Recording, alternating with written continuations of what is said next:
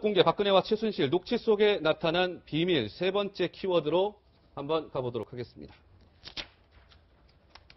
유치원 원장이 국가 사업을 좌지우지했습니다. 유치원 원장, 당시에 최순실이 유치원 원장이었죠. 어떻게 국가 사업을 쥐락펴락했을까요? 직접 확인해 보시죠. 이거는 어떻게 편성했나?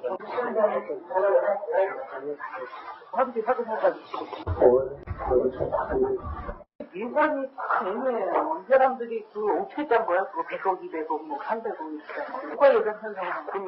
지금 정부 예산이 300억이 지금 책정이 돼 있습니다. 당연히들 아니에요. 그러면 이런 예산 편성 이미 예산이 내년도에 결정이 돼서 추가 예산을 하나요? 하는 거거든요. 예, 네. 유치원 원장이 나라 예산 걱정을 한다. 어떻게 보셨어요? 우리 국민들 모두가 사실은 나라 예산을 걱정해야 되죠. 근데 지금 이번 사건과 관계되어져서는 지금 보도 내용대로, 녹취록 내용대로라고 하면 국민들이 걱정할 만한 것 같습니다. 예. 저는 사실 이 1999년 6월경의 이 녹취록을 우리 채널A에서 어떻게 입수하셨는지 모르겠는데 예. 칭찬해 드리고 싶고요. 하나가 아니라 몇 개 더 있으실 것 같은데 빨리 좀 공개해 주셨으면 좋겠습니다. 예, 예. 알겠습니다. 자, 그런데 보면은요, 국가 사업을 이제 최순실이 당시에 유치원 원장이었는데, 이게 박정희 기념관이 진위원님 수백억 원의 돈이 들어간 사업입니다. 당시에 최순실이 박근혜 대통령을 사실상 조정하면서 국가 예산 수백억 원을 이른바 어떻게 할지를 작전을 다 짰다는 거예요. 그러니까 지금 문제가 되고 있는 미르, K스포츠, 판박이 아니겠습니까? 예. 예, 그렇습니다. 예. 이게 국가 예산은 500억이 들어가고 예. 민간에서 조성하는 자율적으로 조성하는 기금 500억을 넣어서 1000억짜리 기념관을 짓겠다고 하는 계획이었어요. 예, 예. 그런데 국가 예산은 확보가 됐는데 당시에 김대중 정부 시절이었죠. 그런데 민간 기금은 잘 민간. 확보가 안 됐습니다. 수년 동안 그러니까 2008년인가요? 2009년까지 100억 원 정도밖에는 기금이 조성이 안 됐는데 예. 그 뒤에 전경련이 나서서 기업들에게 모금 공문을 보내고 또 재계 순위별로 할당액을 정합니다. 삼성은 60억, 뭐 현대, SK 이런 데는 30억씩 해가지고 예. 걷어요. 그렇습니다. 그러니까 이번에 미르재단, K스포츠재단 기금 조성했던 것과 똑같은 방식으로 박정희 기념관도 건립했던 것이죠. 예. 그러니까 그때도 보면 이게 전경련이 여지없이 등장을 했고, 그때도 보니까 박정희 기념관에 전경련이 한 300억 원 정도를 출연을 했다고 합니다. 17년 전에 300억 원이면 굉장히 많은 금액인데, 그러니까 최순실은 그때부터도 주도 면밀하게 어떻게 하면 이 돈이라는 것을 움직일 수 있고, 내가 박근혜 대통령한테 어떻게 얘기하면 박근혜 대통령이 움직일 수 있는지를 정확하게 파악하고 그 조종자 역할을 이미 수십 년 전부터 최순실을 해왔다는 거 아니겠어요? 그 전부터 사실 최순실은 이미 연습이 되어 있었죠. 그러니까요. 왜냐하면 네. 아니요. 요 사건 이전에도요. 이전에도? 왜냐? 최태민 씨가 박근혜 대통령 영예 시절에 박근혜 영예를 앞세워서 전국 단체를 만들어서 사실 그 재벌로부터 계속 돈을 모았어요. 그거를 아마 이 딸인 최순실 씨가 보았을 거예요. 아버지로부터 어떻게 하는 거 봤기 때문에 제가 볼 때는 그거를 그대로 본따서 기업으로부터 돈 받는 거는 거의 선수일 것 같아요. 예. 최 교수님, 저희 또 채널A 단독 보도가 있었는데 예. 정호성 전 비서관의 녹취록에 따르면 박 대통령이 최순실 씨에게 뭐 호칭도 제대로 못 부르고 그렇습니까? 따뜻하게 존댓말을 썼다고 해요. 두 사람의 관계를 굉장히 특수하다고 봐야 될까요? 그렇죠. 특수하다고 볼 수밖에 없는 거죠. 이게 사실이라고 하면, 예. 그러니까 뭐 밝혀지지 않았지만, 이게 사실이라고 하면은 최순실에 대해서 박근혜 대통령이 어떤 생각을 갖고 있었느냐를 우리가 유추해 해석해 볼 수 있는 거 아니겠습니까? 예. 우리가 어떤 분에 대해서 정말 존경하거나 정말 범접하기 힘든 분 같은 이름도 못 부르는 경우가 많잖아요, 사실은. 그렇죠. 그리고 뭐 함부로 말도 못하고, 그리고 어디 말을 끊습니까, 세상에. 말을 못 끊는 거잖아요. 어른이 예. 얘기하시거나 아니면 자기가 존경하는 사람이 얘기하는데 말을 끊는다는 건 있을 수 없는 일이에요. 예. 그 사람이 제일 기분 나쁘게 말 끊는 거예요. 얘기하고 있는데 말 끊으면 돈 뺏기는 거가 더 기분 나빠요. 그런데 지금 최순실 하는 짓을 보면 박근혜 대통령을 어떻게 알았으면 대체 저런 식으로 말을 끊냐고요, 중간에. 예. 어른이 자기보다 나이도 많으시잖아요. 의원님이시고. 근데 그런 분이 얘기하는데 말을 끊을 정도면 최순실이 박근혜 대통령을 어떻게 생각했느냐가 그대로 드러나는 거예요. 지금 여기 정호성 파일이 이게 사실이라고 하면 예. 박근혜 대통령도 그걸 인정한 부분이잖아요. 일정 부분. 그랬으니까 최순실이 저렇게 하지. 만약에 박근혜 대통령이 문제가 있다고 생각했으면 불러서 얘기를 하거나 그만두게 했어야죠. 그렇게 하면 안 된다고. 그랬으면 사실 지금의 이 사태까지 안 왔을 겁니다. 예. 물론 뭐 박근혜 대통령이 말씀하시는 것을 그대로 100% 받아들인다면 너무 자기를 잘 도와줘서 마음의 벽을 허물었다고 하는데 그게 너무 심해진 거죠, 지금. 그러면. 예. 그러니까 저런 문제가 있었을 때 따끔하게 본인의 위치를 명확하게 정해줬으면 이런 문제가 안 생겼을 텐데 박근혜 대통령도 그런 부분을 무너뜨려서 결국은 최순실이 더 많이 자기 이권에 개입하고 또 박근혜 대통령을 이용해 먹는데 자기 자신도 이용당한 그런 불행한 결과를 낳았다고 볼 수밖에 없는 거예요. 그러니까 이 박근혜 대통령이 지금 이 저희가 말씀을 드리고 있는 이 녹취 파일은 2012년 대선 당시에 박근혜 대통령, 최순실, 정호성 이 3자 대화를 녹취한 것을 특검팀이 분석을 해보니까 이렇다더라라는 내용을 지금 채널A 단독 보도를 해서 알려드리고 있는 건데 네. 그러니까 어떻습니까? 진현님께 질문 드릴게요. 40여 년 전부터 최순실과 박근혜 대통령의 인연은 시작됐는데 그때부터 뭔가 이 최순실은 계속해서 박근혜 대통령을 계속 이용했고 뭔가 박근혜 대통령은 최순실을 깍듯하게 예우했고 뭐 이런 것들이 곳곳에서 지금 다 드러나고 있는 거 아니겠어요? 그렇죠. 예. 그뿐만이 아니고 예. 저 정호성의 핸드폰에 남아있는 문자 메시지에 보면 박근혜 대통령이 어떤 사안을 최 선생님의 컨펌을 받았느냐, 그렇죠. 뭐 이렇게도 예. 돼 있다는 거잖아요. 예. 그렇죠. 그리고 아까 저 녹음 파일에서 다 드러난 것처럼 박근혜 대통령은 어떤 사안의 본질 또 문제의 핵심을 간파하는 능력이 없는 것 같아요. 그러니 주요한 의사결정을 최순실에게 다 의존했던 것 같습니다. 그래서 이번에 저 녹음 파일 문제만이 아니고 무슨 저 박근혜 정부 출범 초기에 그 인사라든지 뭐 심지어는 국정원의 1차장, 2차장, 3차장 기획실장 인사조차도 예. 박근혜 대통령이 후보군 5명씩을 올렸는데 그중에 한 사람씩을 최순실 씨가 낙점해가지고 인사가 이루어졌다는 것 아닙니까? 그러니 모든 것이 지금은 박근혜와 최순실의 관계가 역전되어 있는 거예요. 최순실이 다 지시하고 박근혜 대통령은 그것을 충실하게 이행하고 집행한 그렇죠. 예, 이런 것으로 볼 수밖에 없는 거죠. 그런데 왜 박 대통령 도대체 최순실 씨를 시녀나 나의 눈도 못 쳐다보는 사람이다 뭐 이렇게 평가절하를 했을까요?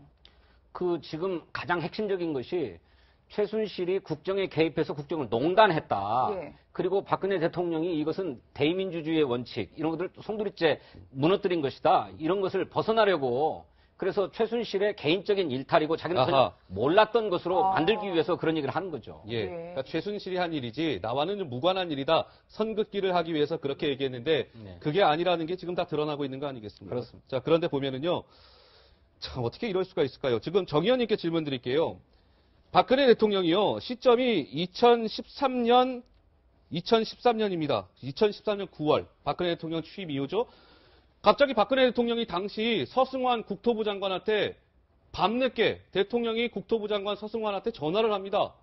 근데 그 전화 내용이 참 충격적이었어요. 최순실 도와주기 위해서 장관한테 밤늦게 전화했다는 거 아니에요? 무슨 얘기입니까? 그게 무슨 얘기냐면 그 최순실 씨가 미사리에 땅이 있어요. 최순실이 미사리에 땅이 미사리에 있어요? 땅이 있어요. 원래 가지고 있는 땅이었어요. 예. 그런데 지금 그 아마 국토해양부 장관에게 생활체육 복합시설 아마 짓는데 장소가 어디로 해야 되느냐 아마 이게 결정나기 전이었던 것 같아요. 예. 그러니까 박근혜 대통령이 국토해양부 장관에게 전화를 해서 예. 미사리 근처에 그 시설을 지어라.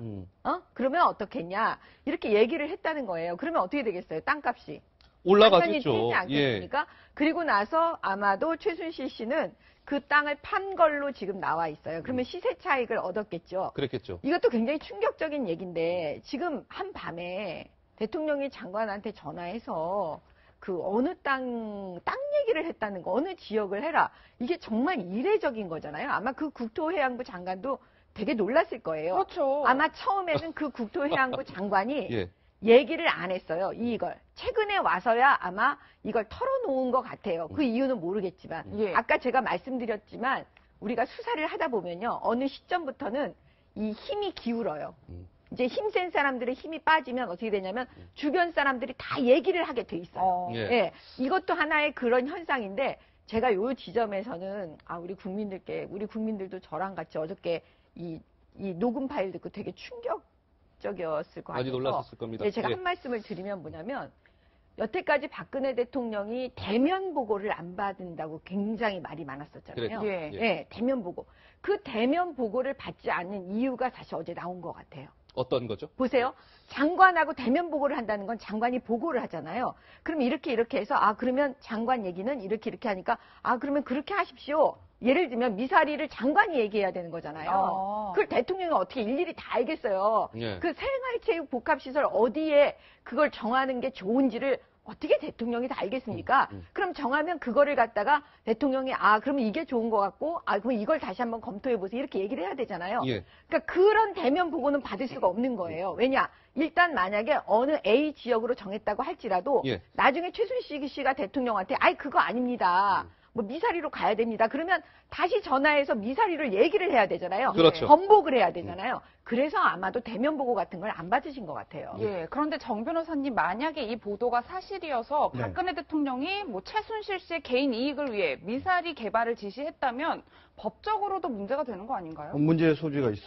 그렇겠죠. 예. 다만 저는 좀 이 문제는 좀 더 폭넓게 봐야 될 것 폭넓게요? 같아요. 왜냐하면은 500m지 않습니까? 그렇죠. 500m 사이에 수많은 땅과 건물들이 있었을 거예요. 예.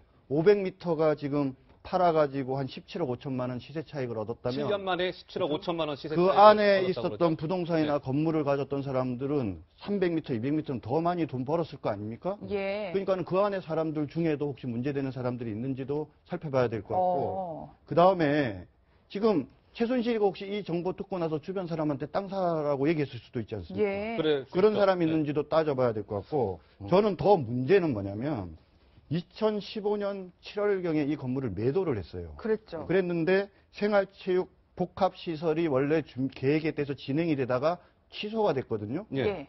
근데 그 전에 팔았다는 거죠. 그렇죠. 아하. 오히려 저는 앞에 물건을 산 거는 500m 안에 수많은 부동산과 건물을 가진 분들이 계시는데 거기에 500m 바깥에 최순실 땅과 건물이 있었다는 것만 초점을 맞출 것이 아니라 오히려 왜 이 2015년 7월경에 매도를 했느냐. 그리고 이것이 계획이 취소되는 거에 대한 뭔가 정보를 들었는지 예. 오히려 그것이 더 법적으로 문제가 될 소지가 크다고 생각합니다. 예, 변호사님 말씀처럼 이게 모르겠어요. 국토부에서 애초에 계획하고 있는 사업이 아니었던 것 같습니다.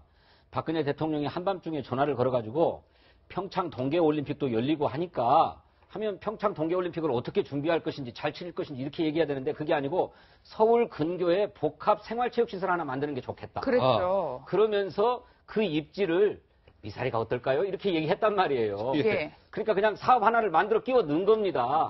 그러니 이런 거 하는 게 좋겠다고 누구로부터 정보를 들은 거죠. 얘기를 들은 거, 청탁을 받은 거예요. 네. 그게 심각한 거죠. 특검에서 이 부분도 좀 폭넓게 아까 정 변호사 말씀하신 것처럼 폭넓게 좀 다뤄봐야 될 사안인 것 같고요. 최재봉 교수님. 예. 이게 말이에요. 그동안 이제 이 최순실이 뭐 국정에 개입하고 인사에도 개입했다는 얘기는 있었습니다만 오늘 동아일보가 의미 있는 또 단독 보도를 예. 하나 실었습니다. 내용은 이거예요. 박근혜 대통령이 이제 후보들을 좀 골라서 후보 뭐 한 4배수, 5배수 해갖고 4-5명의 후보를 오르면 자, 이 사람으로 쓰십시오라는 최종 낙점을 대통령이 한 게 아니라 최순실이 낙점을 했다면서요? 예. 이거 아주 새로운 얘기예요. 예, 예. 그리고 뭐 이건 뭐 그렇죠, 새로운 얘기죠. 그런데 이것도 지난번에 그 정호성 비서관이 그런 얘기 했지 않습니까? 여러 가지 자료를 넘기는 과정 중에 인사 관련된 자료도 같이 넘겼다고 그랬어요. 그러니까 그랬죠. 지금 말씀하신 그런 내용이 거기 포함됐다고 하는데 이거 참 심각한 문제죠. 아니 그러니까 국가의 중요한 자리에서 일을 할 사람을 선정하는데 대통령이 최순실의 의견을 들었다? 이건 좀 이해가 안 돼요.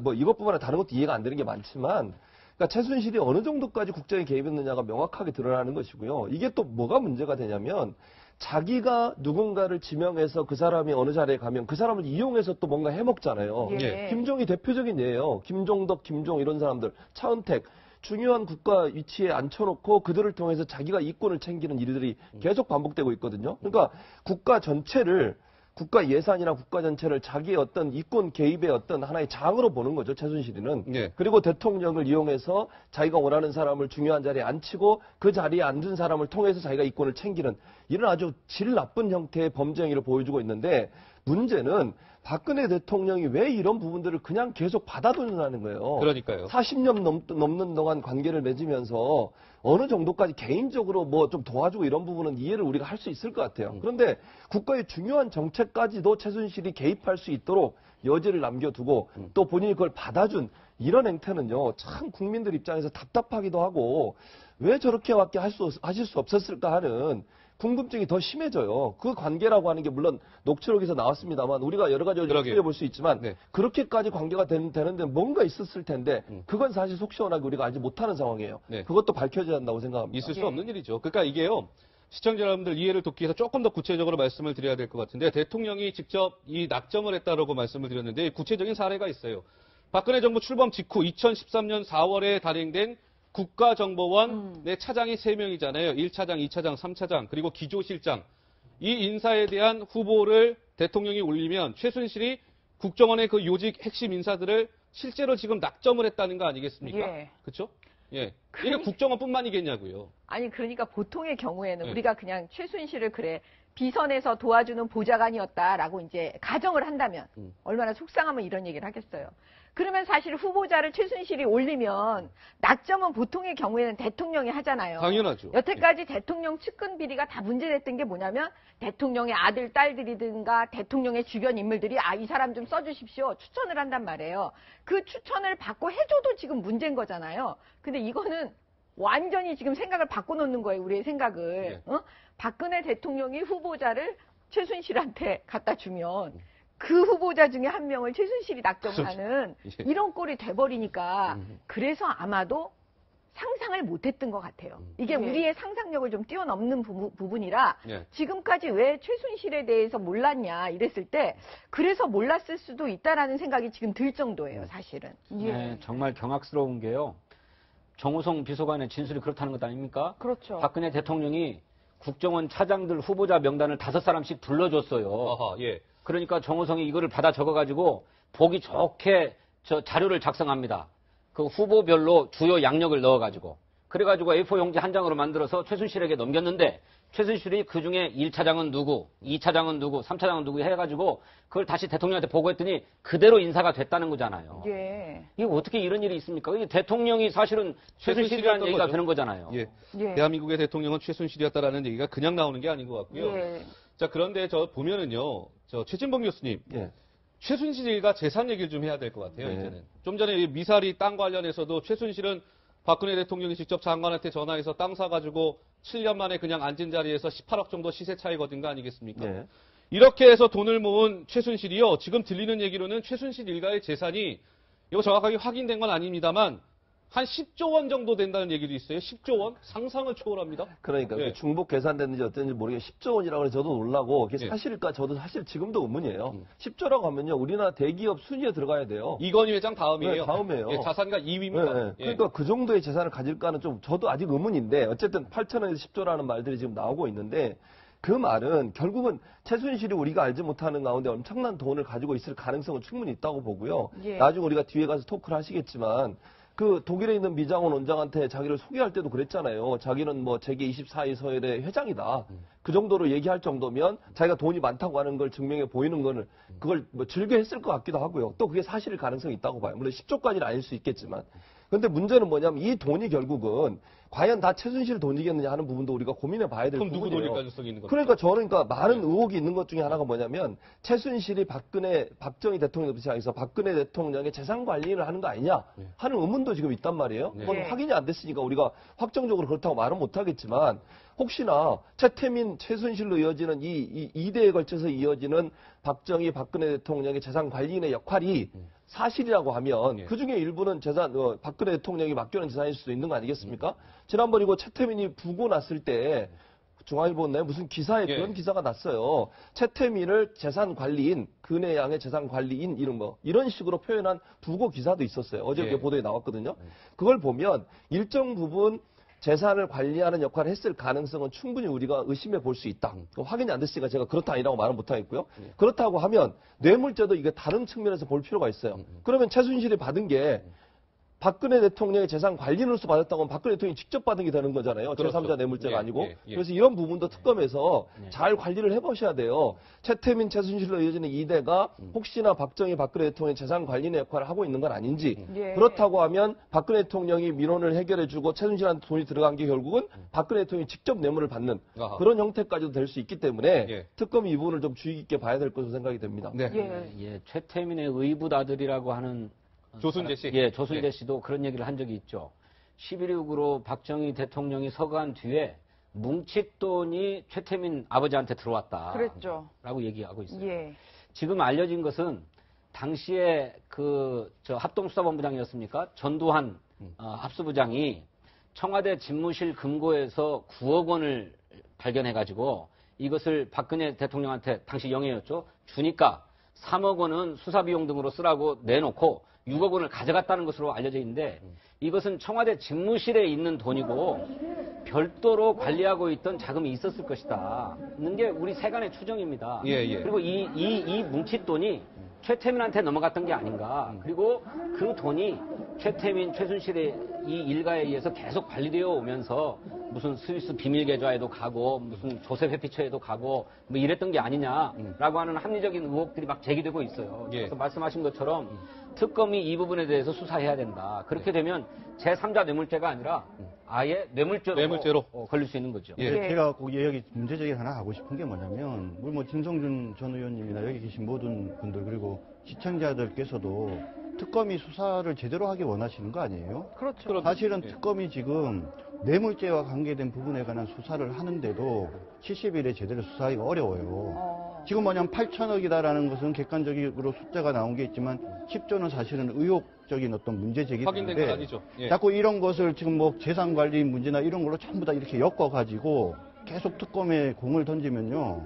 이 특검이 어떻게 조사를 하겠습니까? 아니, 제가 잠깐 말씀을 아니, 얘기 조금 더 할게요. 그래서 70일이라는 시간 동안에 특검이 제대로 수사를 하기 위해서는 제대로 된 문제 제기들이 필요한 것 같고, 아까 지적을 하셨지만은 제3자 뇌물이냐 아니면 직접 수사한 거라고 볼 수 있느냐와 관계돼서는 그동안 형성된 재산에 관계된 수사를 하겠다고 좀 특검에서 이야기를 하고 있지 않습니까? 예. 근데 이게 지금 논의가 잘못되다 보면 10조가 맞느냐 안 맞느냐 예. 이런 논의로 가면서 결국은 특검 수사의 본질을 흐리게 될 수도 있다고 봐요. 예. 그러니까 특검이 본연의 어떤 수사에 좀 더 집중할 수 있도록 의혹만이 제기되어지는 부분에 대해서는 좀 조심스럽게 문제 제기할 필요가 있다고. 예. 정 의원님 잠깐. 예. 저는 사실은 예. 방송에 나오게 된 게 최순실 최태민 일가 은닉 재산을 다시 국고에 환수해야 되는 그 방법을 제가 좀 우리 국민들께 알려드리고, 그다음에 검찰 수사에서도 그 바탕을 만들어 달라, 이런 의미에서 지금 방송을 계속 하고 있는 거예요. 네, 네. 그래서 제가 처음부터 사실 그 얘기는 했었어요. 지금 제3자 뇌물이 아닐 가능성이 높다. 많이 했을 거라고 저는 보여져요. 예. 그때 당시 우리가 방송에서 뭐라 그랬냐면 국회의원들한테 무차 얘기를 했는데 이 특검할 때 단독 항목으로 이걸 만들어달라고 했던 거예요. 그래야 한 서너 명 수사관들이 집중해서 이 재산에 대해서만 조사를 해야 되는데 그걸 안 한 거예요. 예, 예. 이 국회에서. 지금 이거 제대로 못하면 제가 볼 때는 우리 국민들께서 국회에다가 이제 이 부분을 꼭 책임을 물어주세요. 예? 항목을 갖다 기타 항목으로 넣어가지고 그렇게 예. 하면 안 되고, 그 다음에 지금 독일의 해외에 지금 빠져나간 돈에 대해서 여러 가지 얘기가 나오잖아요. 예. 제가 볼 때는 이게 뭐냐면 자금 세탁 과정에서 페이퍼 컴퍼니를 굉장히 많이 만듭니다. 예. 보통 자금 세탁하는 사람들이 대부분 그런 방식으로 해요. 그러면 종이에 기재된 것처럼 돈이 불어요, 늘어나요. 그러니까 10조가 아닐 가능성은 높은데, 알겠습니다. 핵심은 뭐냐면 그 돈을 과연 우리가 국고로 다시 환수시킬 수 그게 있느냐. 중요한 거예요. 이게 예. 핵심이잖아요. 환수가 될지 말지. 저는 가능하다고 보는 거예요. 그런데 왜 저는- 가능하냐면 예. 보세요. 우리가 큰 뭉칫돈이 신고되지 않고 그런 걸 불법이라고 해요. 예. 불법으로 해외로 돈 나갈 수 있습니까? 국민들께서 만약에 어떤 돈을 가지고 내가 해외로 나가야 된다. 예. 그거 다 신고하잖아요, 우리. 어느 정도 이상이면 다 밝혀질 수밖에 없다니까요. 예. 그럼에도 불구하고 어떻게 그 법망을 피해서 얘네들이 돈을 가지고 독일로 가져갔을까요? 바로 그게 핵심이에요. 어떻게 했냐. 제가 볼 때는 회사 내부를 법인 만들어가지고 내부적으로 돈이 아마 갔을 가능성이 높아요. 그러면 누군가가 굉장히 큰 대기업이 도와주지 않으면 사실 이거는 불가능하잖아요. 네, 네. 그러면 특검에서 그거는 조사할 수 있어요. 그렇게 어렵지 않아요. 예. 그러면 국고로 다시 들어올 수 있는 그런 방법도 찾아낼 수 있을 겁니다. 예. 제가 볼 때는 지금 최순실 씨나 안종범이나 먼저 여러 수사 가지 진행 다른 상황 사람들 아이고, 의원님, 죄송합니다. 죄송합니다.